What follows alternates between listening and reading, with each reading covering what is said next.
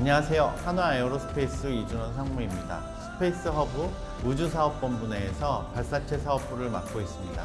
만나서 반갑습니다.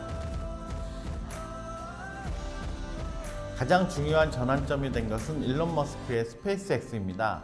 통상적으로 로켓은 대기권에 재진입하는 과정에서 파괴되기 때문에 발사를 할 때마다 새롭게 제작해야 했습니다. 하지만 스페이스X의 로켓 재사용 기술 덕분에 우주 발사 비용이 획기적으로 줄어들었습니다. 2011년에 퇴역한 나사의 우주 왕복선은 킬로그램당 발사 비용이 2만 불이 넘었습니다. 반면 스페이스X의 팔컨 9은 10분의 1 수준인 2,000불 수준에 불과합니다. 심지어 나사는 2040년까지 킬로그램당 발사 비용은 100불 아래로 낮추겠다고 발표하기도 했습니다.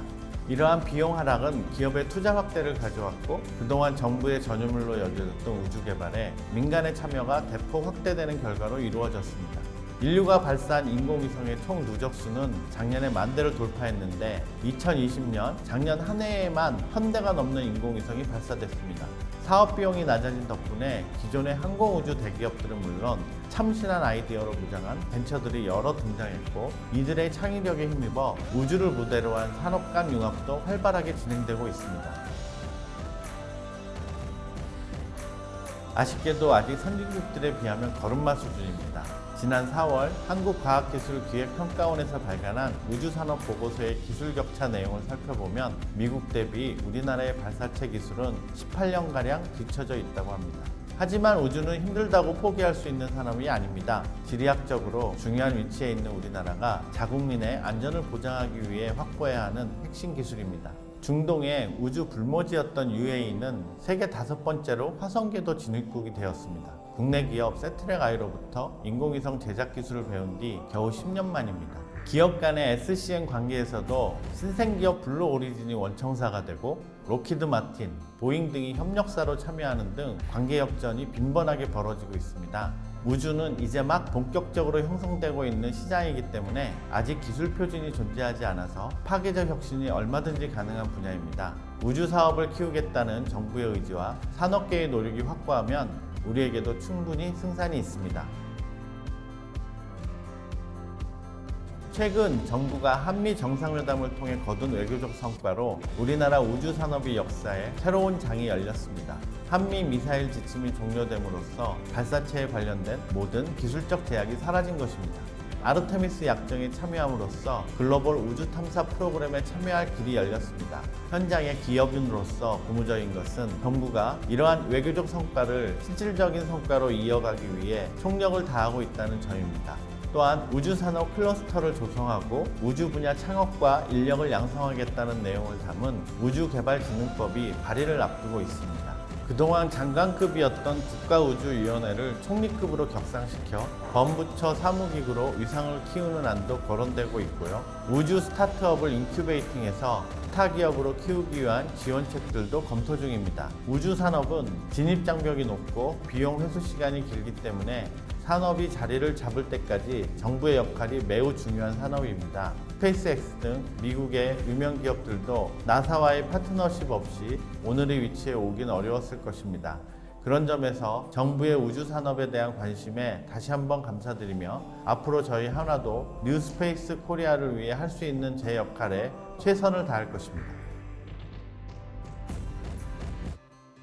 누리호 발사를 성공적으로 마치면 우리는 세계에서 7번째로 발사체 국산화에 성공한 나라가 됩니다. 현재 발사체 시장은 몇몇 선진국들이 지배하는 독점 구조입니다.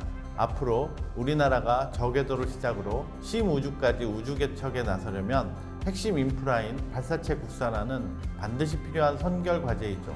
누리호 개발은 우리나라가 우주 강국으로 나아가는 중요한 번곡점이 될 것입니다.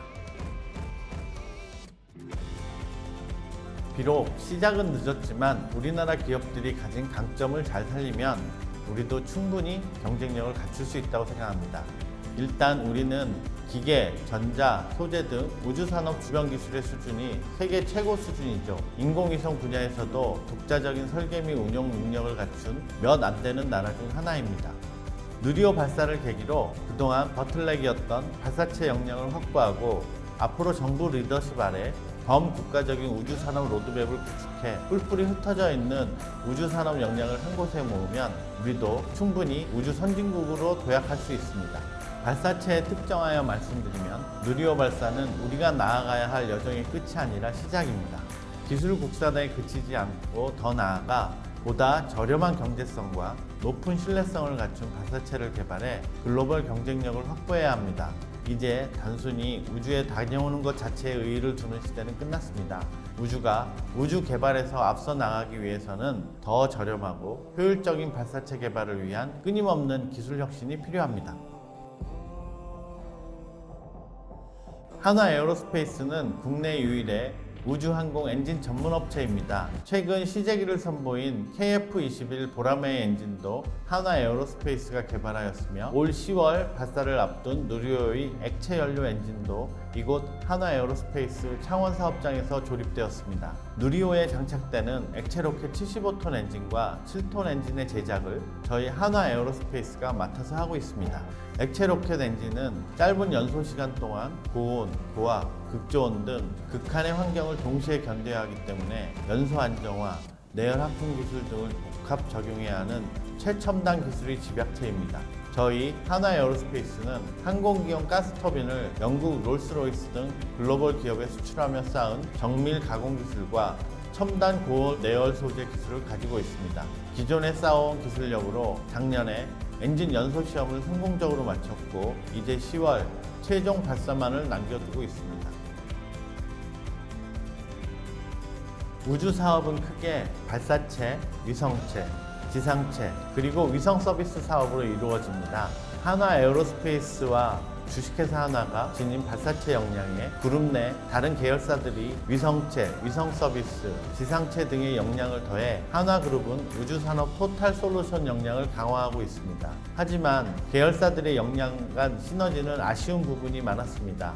스페이스허브는 그룹의 우주 계열사들의 팀워크를 끌어내기 위한 협의체입니다. 한화우주개발은 장기 프로젝트이기 때문에 지속적인 추진력과 폭넓은 전략적 리더십이 있어야만 성공할 수 있습니다. 이에 스페이스허브는 앞서 언급한 바와 같이 흩어져 있는 각 계열사들의 강점을 모아 시너지를 창출하고 국내의 파트너들과 전략적 협력 관계를 구축해 나갈 계획입니다. 모건 스탠리에서 예측한 글로벌 우주 산업 시장은 2040년에 1조 달러, 원화로 1200조에 가까운 규모로 폭발적인 성장이 예상되고 있습니다. 동시에 관측, 감시, 정찰 등 국가의 안전보장 측면에서도 해외에 의존할 수 없는 반드시 자립이 필요한 영역입니다.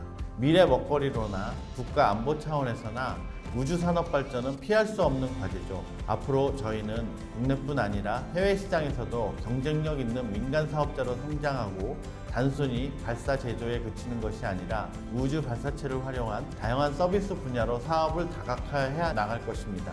또한 이 과정에서 정부의 우주 탐사 및 우주 국방 개혁에도 적극 참여할 계획입니다.